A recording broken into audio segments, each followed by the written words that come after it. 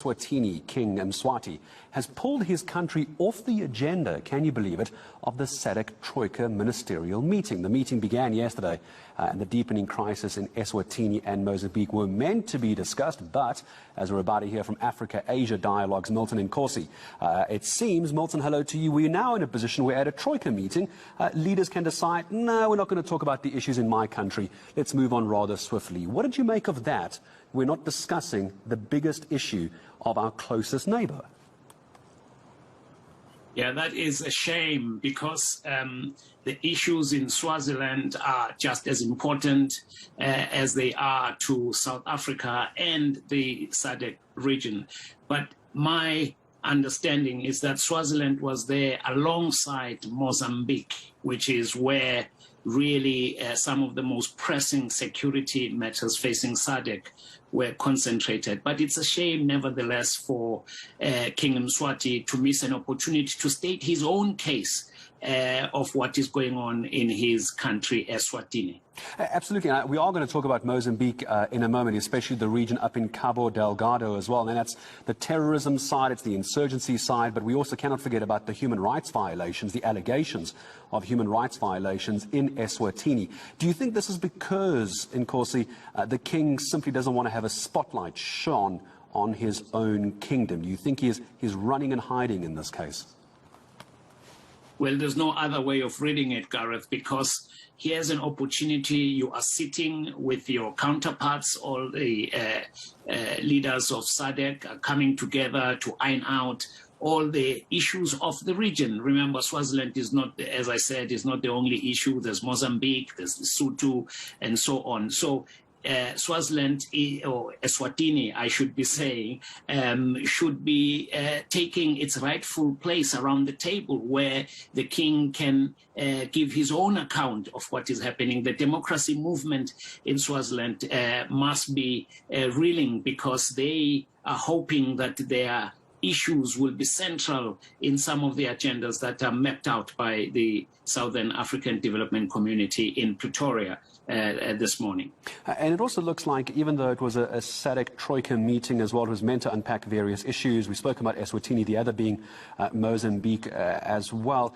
From the reports that I'm seeing as well, it didn't exactly achieve what it was meant to this weekend. It almost seems like a bit of a dud in the end. Yes, because the issues are intractable. There are serious problems that the region is facing, especially with security and instability. Remember, whatever happens in Eswatini affects the flow of events in South Africa, and everyone is concentrated on the idea that Eswatini needs to be stable for the region to be stable. And if the king is pulling back and shying away from facing his counterparts, well, that is not helpful at all. But ironically, it may be some sort of reading between the lines for the democracy movement in Eswatini, Gareth, because for them, this is proof that they are facing a tough challenge in that country to try and democratize and change the monarchy to be a constitutional democracy. Remember that Eswatini, King Mswati, is the last absolute monarch on the African continent, and pretty few of them across the world anyway. He is a king in the biblical sense, if you like. And therefore, the democracy movement in Eswatini is trying very hard to make him like a royal in the UK, in KwaZulu-Natal, in Lesotho. All these royal families are part of a democratic system where the people have their own choice, their own right to choose their leaders. Whereas in Eswatini, the king is the king, and that's it. He does as he pleases. I suppose the question could also be, and we'll maybe unpack this at a later stage, will SADC stand up to King Mswati in the way he's conducting himself within the SADC TROIKA agreements as well? But I want to just touch, before I let you go, Nkosi, on Mozambique. I know it's a couple of 100 kilometers away. Cabo Delgado, still an issue. Energy security, obviously people being attacked, and it's not that far away from our borders. It's northern Mozambique, but we have to watch that closely. We've spent money, we've sent troops South Africa. But what is your sense on how SADC is handling this? It only makes headlines every now and then. Yeah, in fact, the Cabo Delgado region in the north of Mozambique is about 2,200 kilometers from the capital, Maputo.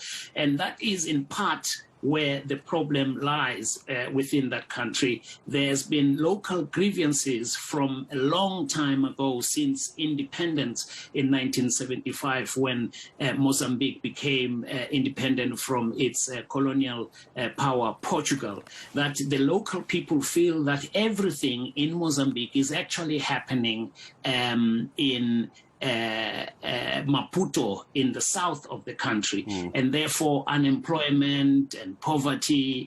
And for instance, if you look at the illiteracy rate, Gareth, in Cabo Delgado is officially at 67%. But if you go on the ground, some people will tell you that it is closer to 90%. And that creates a lot of grievances on the ground, that people are being left behind. And also, of course, they've got this liquid natural gas project there, the biggest gas project on the continent, over $20 billion, 292 billion rand, that is invested there by the French company Total Energies. And this is why we have to keep on with what is happening with SADC, especially off the back of this, what some are saying is a failed TROIKA meeting, if we cannot even discuss the issue of Eswatini. But Milton, I appreciate your time in joining us as well. Africa-Asia Dialogue's Senior Research Fellow, Milton Inkosi. Now, don't go anywhere after the break. A real treat, in fact, coming up in a moment, a real treat as far as sport is concerned with Morena Matupi. We have a former Springbok.